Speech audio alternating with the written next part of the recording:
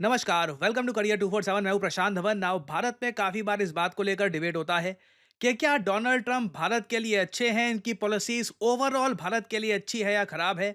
इसको लेकर भारत के विदेश मंत्री जो आज के समय यूके में गए हैं एक बहुत ही इंपॉर्टेंट विजिट के लिए, इन्होंने एक स्टेटमेंट दी है। इन्होंने ये कहा है कि डोनाल्ड ट्रंप की ओवरऑल जो विदेश नीति है ये इंडिया को सूट करती है। यहां पर आप देख पाओगे एस जयशंकर ने यह कहा है कि डोनाल्ड ट्रंप की जो बोल्ड फॉरेन पॉलिसी है जिसमें टैरिफ वॉर ये सब भी आता है, ये सरप्राइजिंग नहीं है। ट्रंप इसके बारे में अपनी पहली टर्म में भी काम कर चुके हैं, अपने इलेक्शन कैंपेन में इसके वादे किए थे, तो ये काफी ऑब्वियस है कि ये काम ये करेंगे ही। मगर ओवरऑल आप अगर डोनाल्ड ट्रंप की पॉलिसी देखो तो इसमें इंडिया के लिए आपको बेनिफिट्स मिलेंगे। अब एक क्वेश्चन यहाँ पे आपका यह आएगा कि टैरिफ वॉर का क्या, जो 2 अप्रैल को डोनाल्ड ट्रंप ने धमकी दी है कि ये इंडिया समेत कई देशों पर टैरिफ लगाने वाले हैं, रेसिप्रोकल टैरिफ, उसका क्या?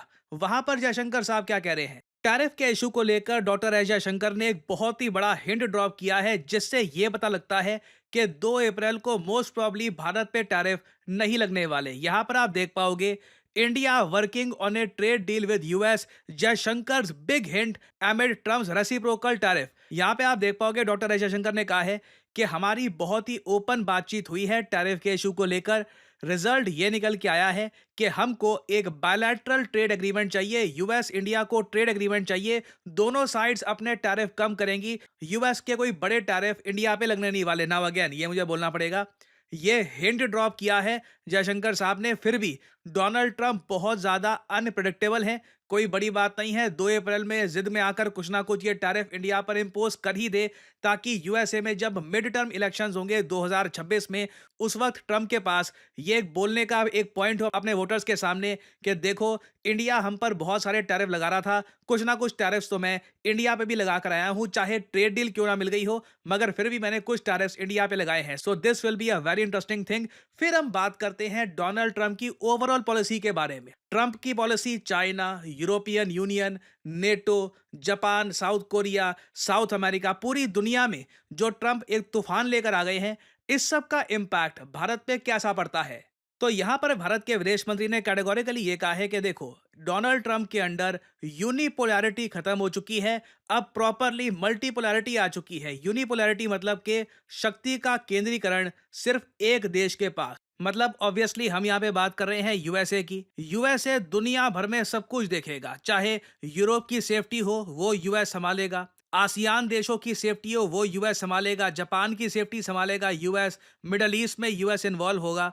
डोनाल्ड ट्रंप ने एक बात सबको बोल दी है, सब लोग अपना अपना देखो। और यूक्रेन के साथ जो यूएस ने किया है, अब तो मैं मैंने रिसेंटली ये देखा, यूएसए के विदेश मंत्री मार्को रूबियो ने नेशनल टीवी पे आकर यही बोल दिया, यूक्रेन रशिया वॉर, अरे ये तो प्रॉक्सी वॉर थी। ये तो ऑलमोस्ट आप मान लीजिए कि यूक्रेन यूएसए का पपेट था, रशिया वहां से अपनी तरफ से वॉर लड़ रहा था, हम प्रॉक्सी वॉर लड़ रहे थे रशिया के अगेंस्ट, और अब ये खत्म होने का समय आ चुका है। सारी जो भी बातचीत थी ना कि हम जी डेमोक्रेसी को सपोर्ट करते हैं, यूक्रेन के लोग फ्रीडम के लिए लड़ रहे हैं, तो अमेरिकन इमोशनली उनके साथ है, सब कुछ खत्म करके ये जो छोटी सी क्लिप है ये मैं चाहता हूं आप देखें। नाउ इस क्लिप में आप देखोगे यहाँ पर ये यूएसए के विदेश मंत्री, आप कह लीजिए secretary of state Marco Rubio, अगर आप मुझसे वैसे ये पूछ रहे हैं कि इनके माथे पर ये क्या बना हुआ है, ये देखिए क्रॉस है, जीसस क्राइस्ट का जो क्रॉस है ये इन्होंने बना रखा है राख से। आज ऐश वेंसडे है तो क्रिश्चियंस, बहुत सारे कैथलिक क्रिश्चियंस माथे पर इस तरीके से राख का ये क्रॉस बनाते हैं।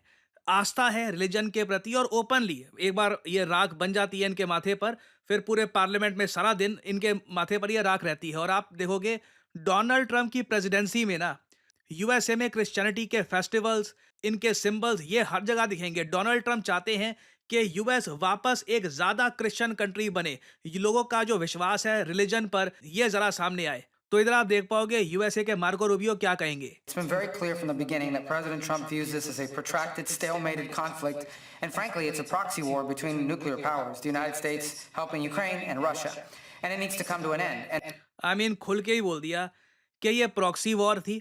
एक तरफ न्यूक्लियर पावर यूएस, एक तरफ न्यूक्लियर पावर रशिया, और यूक्रेन को एक प्रॉक्सी की तरह यूज किया जा रहा था।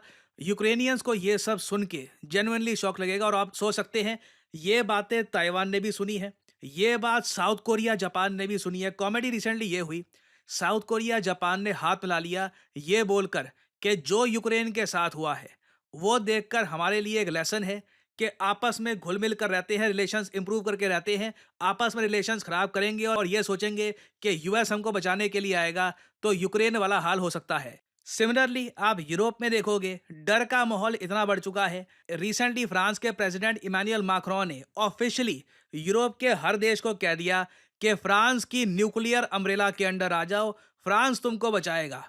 रशिया का खतरा बना रहेगा, रशिया कोई भी बॉर्डर किसी भी कंट्री को अटैक कर सकता है। आज यूक्रेन की बारी आई, कल पोलैंड हो सकता है, कोई भी देश हो सकता है। तो सिंस यूएस मदद करने के लिए आएगा नहीं, ये बात क्लियर हो चुकी है, फ्रांस आपकी हेल्प करेगा। ये इम्पैक्ट है ट्रम्प का। अब यहाँ पे आप कहोगे इस सब में भारत को फायदा क्या मिलता है? भारत को फायदा ये मिलता है कि इंडिया की इंपॉर्टेंस बाय डिफॉल्ट बढ़ जाती है। आपने देखा यूरोपियन यूनियन के ऑफिशियल्स बड़ी टीम लेकर भारत में आए। उर्सुला वॉन भारत के पीएम को बार बार नरेंद्र नरेंद्र बोल रही थी। इंडिया के बारे में उन्होंने बहुत अच्छी बातें कही हैं।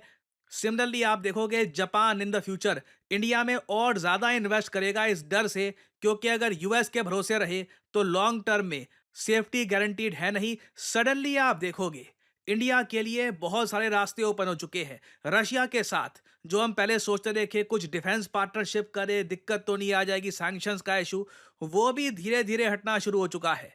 और फाइनली एक बार इमेजिन करो, दुनिया भर के कई देशों पर ट्रंप लगा देते हैं टैरिफ, इंडिया के साथ साइन कर लेते हैं एक ट्रेड डील। ये भारत के लिए एक बहुत ही बड़ा अवसर होगा। और यही बात यहाँ पे जयशंकर साहब ने भी कही है कि जो ये ट्रेड वॉर वाली बातें हैं ना, ये भारत के लिए बहुत ही बड़ा मौका हो सकता है। क्योंकि अगर हम यूएस के साथ ट्रेड डील साइन कर लेते हैं एक ऐसे टाइम में जब यूएस इवन कनाडा पर भी टैरिफ लगा चुका होगा, हमारे एक्सपोर्टर्स के पास एक बड़ी अपॉर्चुनिटी आएगी। हम यूएस को बहुत कुछ एक्सपोर्ट कर सकते हैं। हाँ, फिर आप एक बार को ये भी कह सकते हैं कि देखिए डोनाल्ड ट्रंप पाकिस्तान की हेल्प कर रहे हैं, उनको थैंक यू बोलते हैं, वहां पे मिलिट्री पैकेज अनाउंस कर दिया। हाँ, मगर देखो एट द सेम टाइम मुझको ये बोलना पड़ेगा, डोनाल्ड ट्रंप एक बार को ना पाकिस्तान के लिए $1 बिलियन फ्री में भी दे देना। पाकिस्तान भारत से अब इतना पीछे हो चुका है कि उस $1 बिलियन से भी कुछ ना बिगड़ता। ठीक है, हमें लार्जर पिक्चर देखनी होगी। ऑब्वियसली ये अनोइंग है देखना कि डोनाल्ड ट्रंप इतने अग्रेसिव नहीं है पाकिस्तान के आतंकवाद वाले इशू को लेकर जितना इनको होना चाहिए। इसका एक बड़ा रीजन ये है क्योंकि ट्रंप को अफगानिस्तान से अपने हथियार वापस चाहिए, तो वहां पे ये मान के चल रहे हैं कि पाकिस्तान की हेल्प काफी इंपॉर्टेंट होगी। बट उस सब के अलावा ऑल इन ऑल आप अगर देखो, डोनाल्ड ट्रंप की जो पॉलिसीज हैं, डोनाल्ड ट्रंप की जो प्रेसिडेंसी है, it is good for India. और फाइनली आप लोगों से यहाँ पे मैं एक सवाल पूछूंगा, हाल ही में भारत ने किस देश के साथ $75 बिलियन का बायलैटरल स्वैप एग्रीमेंट किया है?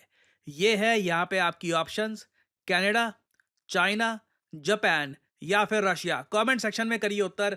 जो लोग देंगे सही आंसर उनकी कमेंट को मैं दे दूंगा हार्ट, ताकि बाकी लोग समझ पाएं कि सही उत्तर क्या है। नाउ देखिए, अगर हम बात करें न्यू एज जॉब्स की, तो आपने एक बात नोट करी होगी, चाहे आप naukri.com पे चले जाइए, कहीं भी चले जाइए, आपको एक चीज दिखेगी कि कॉन्स्टेंटली लोग, बैंक्स, वेरियस ऑर्गेनाइजेशंस, सब लोगों को डेटा एनालिस्ट चाहिए। तो आप अगर ग्रेजुएशन कर चुके हैं, समझ नहीं आ रहा आप करियर में आगे क्या करूं, क्या मैं करूं जिससे मेरी पहली जॉब लग जाए, वर्क एक्सपीरियंस मुझको यहां पर मिले and I can finally kick start my career, data analytics can be a great option for you. आपको करना सिंपली क्या है, कमेंट सेक्शन में जाइए, यहाँ पे आपको लिंक मिल जाएगा, इस लिंक पर करिए क्लिक। और अगेन देखिए, करियर 247 का जो डेटा एनालिटिक्स का कोर्स है, ये मार्केट में किसी और कोर्स है, क्योंकि मुझे ये बोलना पड़ेगा मार्केट में, क्योंकि आज के समय ऐसे कोर्सेज हार्वर्ड से लेकर आईबीएम से लेकर globally data analytics is the new age job. तो बहुत सारे जो दुनिया भर में इंस्टीट्यूट्स हैं ऐसे कोर्सेज ऑफर कर रहे हैं। करियर 247 का कोर्स स्पेशल यहाँ पर इसलिए है क्योंकि पहली बात तो यहाँ पे आपको मिलती है लाइव क्लासेस। बाकी कोर्सेज में क्या होगा, प्री रिकॉर्डेड लेक्चर आपको मिल जाएंगे, टूल्स मिल जाएंगे और आपको बोल देंगे कि जाओ ये यहाँ पे एसक्यूएल, एक्सेल, पांडास, ये सब चीजें जो हैं खुद अपने आप सीखो। करियर 247 आपको देता है live classes, 260 hours of live classes. और सिंस हम लाइव क्लासेस दे रहे हैं, ऐसा नहीं है कि हम अनलिमिटेड बच्चों को एनरोल कर सकते हैं। हमारे यहाँ बैचेस बनते हैं, 100 सीट्स होती हैं उसमें एट मैक्स, उससे ज़्यादा बच्चों को हम एक बैच में नहीं डालते। तो अभी देखिए हमारा नया batch, fresh batch from class 1 start होने वाला है 8 मार्च 2025 से। एक बहुत अच्छा मौका है आपके पास अपना करियर स्टार्ट करने का एज ए डेटा एनालिस्ट। आपको सिंपली क्या करना है, इस वीडियो के यहाँ पे कमेंट सेक्शन में जाओ, यहाँ पे लिंक पर क्लिक करो, अपना नाम, ईमेल आईडी, नंबर और यहाँ पे डिस्काउंट कोड आपसे मांगेंगे, यहाँ पे PG10 डाल देना, नहीं तो बाद में आपसे ज़्यादा पैसे चार्ज किए जाएंगे इस कोर्स के लिए। Make sure to add the discount code PG10 और करियर 247 के कंसल्टेंट की तरफ से आपको कॉल आएगा। आप उनसे सवाल पूछ सकते हैं कि किस तरीके से अपना करियर आप स्टार्ट कर सकते हैं एज ए डेटा एनालिस्ट।